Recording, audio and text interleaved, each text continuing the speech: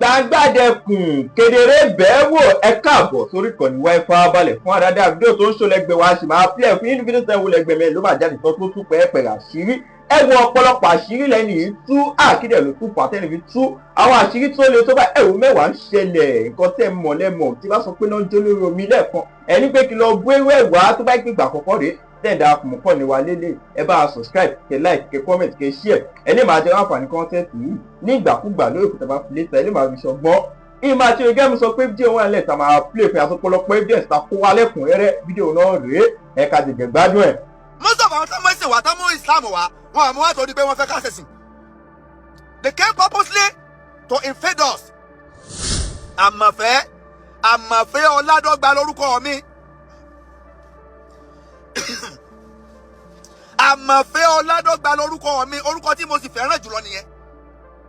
Ó ní mo nífẹ̀ẹ́ sí jùlọ. Àmọ̀fẹ́ ọládọ́gba. O promote culture titi ẹ mọ́, o promote ẹ̀yà rẹ mọ́, o promote ìlú rẹ mọ́. Èyí tí wọ́n fi mọ̀ pé ọmọ Yorùbá ní ẹ́, ọmọ Yorùbá àtàtà, òun náà ní kó jẹ́ orúkọ tá a sọ ẹ́. Orúkọ tó jẹ́ orúkọ Yorùbá. Kankan fún alálẹ̀ yìí. Gbogbo àwọn tí wọ́n jẹ́ àwọn àfáà wa, mo fẹ́ kájọ orísìn sí. Mo dẹ̀ fẹ́ kí àwọn tí wọ́n jí àwọn onímọ̀ kí wọ́n jáde lórí ọ̀rọ̀ yìí, kí wọ́n fi ìmọ̀ ṣàlàyé láì ní ṣàbòsí ni o. Àwa dúdú alọ́ta gan o, àwọn èèyàn dúdú pàápàá jùlọ àwa Áfíríkà, mi mọ̀ tí àwa Áfíríkà ẹ̀kalẹ̀ gbogbo ẹ̀yin fans mi all over the world, gbogbo ẹ̀yin brothers mi, gbogbo ẹ̀yin sister mi, gbogbo ẹ̀yin bàbá mi ẹ̀kalẹ̀, ọ̀rọ̀ kan ń bọ́dà mind mi láti ìjẹta. Àwa àtàwọn èèyàn kan tó wá jókòó lénìí,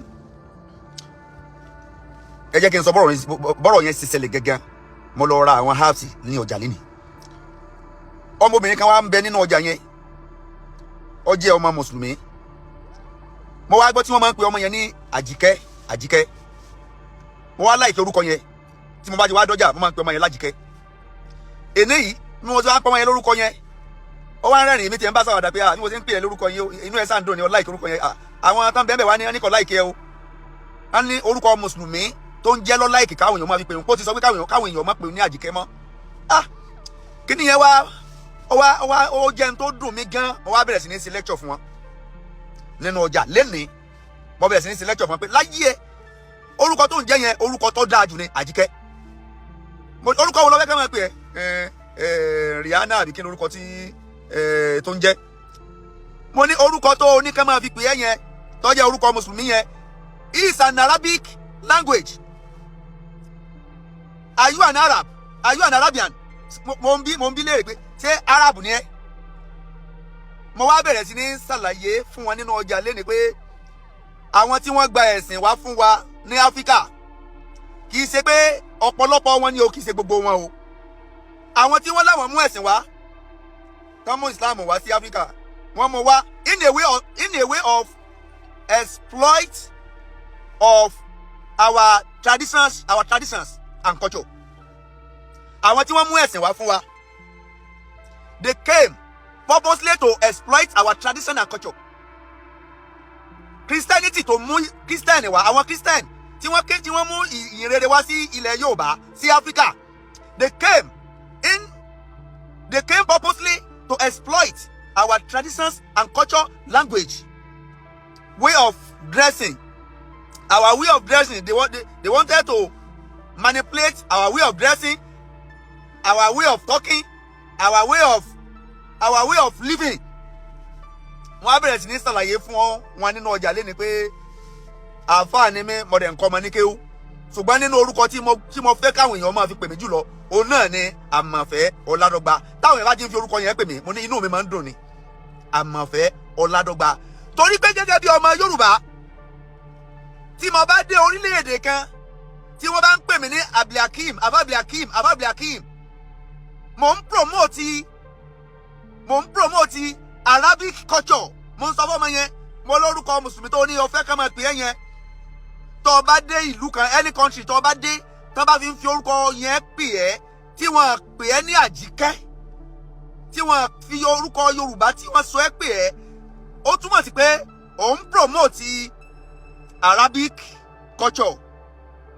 Ó fi ẹ̀sìn, ó fi culture bàbá rẹ, culture ìyá rẹ, ìlú tí wọ́n ti bí ọ, ibi tí wọ́n bí ẹ sí. Mo ní ó wá ṣe kíni, ó gbàgbé ilé. O promote culture ti tiẹ̀ mọ́, o promote ẹ̀yà rẹ mọ́, o promote ìlú rẹ mọ́. In tí wọ́n fi mọ̀ pé ọmọ Yorùbá ní ẹ́, ọmọ Yorùbá àtàtà, òun náà ní kó jẹ́ orúkọ tá a sọ ẹ́. Orúkọ tó jẹ́ orúkọ Yorùbá. Torí pé mo fẹ́ sọ nǹkan kankan fún alálẹ̀ yìí. Gbogbo àwọn tí wọ́n jẹ́ àwọn àfáà wa, mo fẹ́ ká jọ orísìn sí.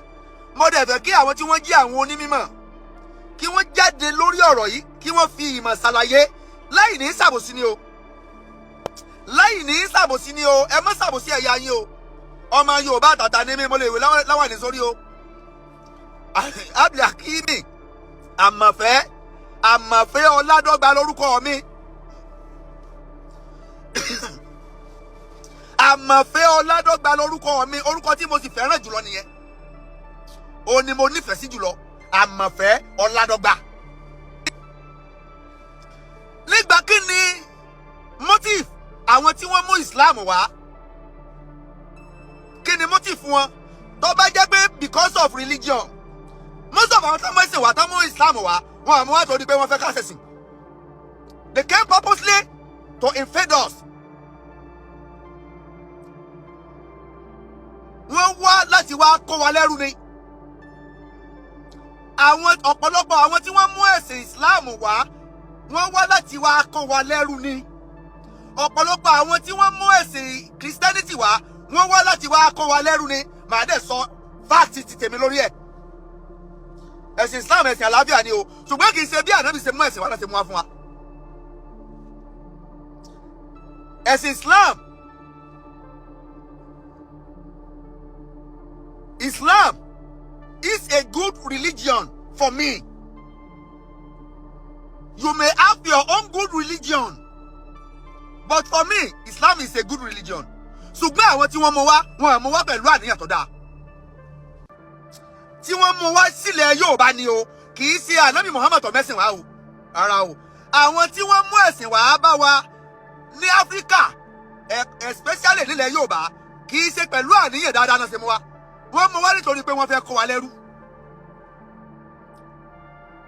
Ẹni tó bá fẹ́ debunk mo fẹ́ mú àwọn fáàtì kan jáde nínú àwọn ọ̀rọ̀ tí mo fẹ́ sọ lálẹ́ yìí. Mo dẹ̀ fẹ́ kí àwọn èèyàn orísìn along with me kí wọ́n káwọn náà jọ kí wọ́n gbé sínú ara wọn. Má fàbòsí sọ̀rọ̀.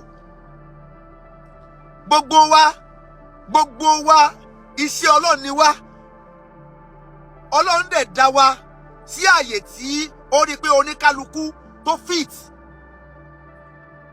Ọlọ́run ibi tí Ọlọ́run ti rí pé máa wúlò ló dá mi sí. Kí ló jẹ́ ó dá mi sí àárín àwọn Lárúbáwá? Kí ló jẹ́ ó dá mi sí àárín àwọn òyìnbó? Ibi tí Ọlọ́run rí pé mo ti máa fit ló dá mi sí. Mo á fẹ́ bẹ̀rẹ̀ sí ní sàwọn àlàyé yẹn. Reason tí mo fi sọ pé àwọn tí wọ́n mú ẹ̀sìn wá fún wa ní Áfíríkà, because they wanted to enslave us. Torí ẹ̀ ni wọ́n mú Islam wá just because they wanted to enslave us. Wọ́n mú Christianity wá just because they wanted to enslave us. Ṣé kí ni Áfíríkà gan ṣe fún wọn náà? Àwa Áfíríkà kí la ṣe fáwọn Lárúbáwá? Àwa Áfíríkà kí la ṣe fáwọn Róòmù, àwọn ọmọ Ísírẹ́lì? Kí la ṣe fún wọn náà? Tó jẹ́ pé gbogbo wọn síjú sí Áfíríkà láti kó wa lẹ́rú.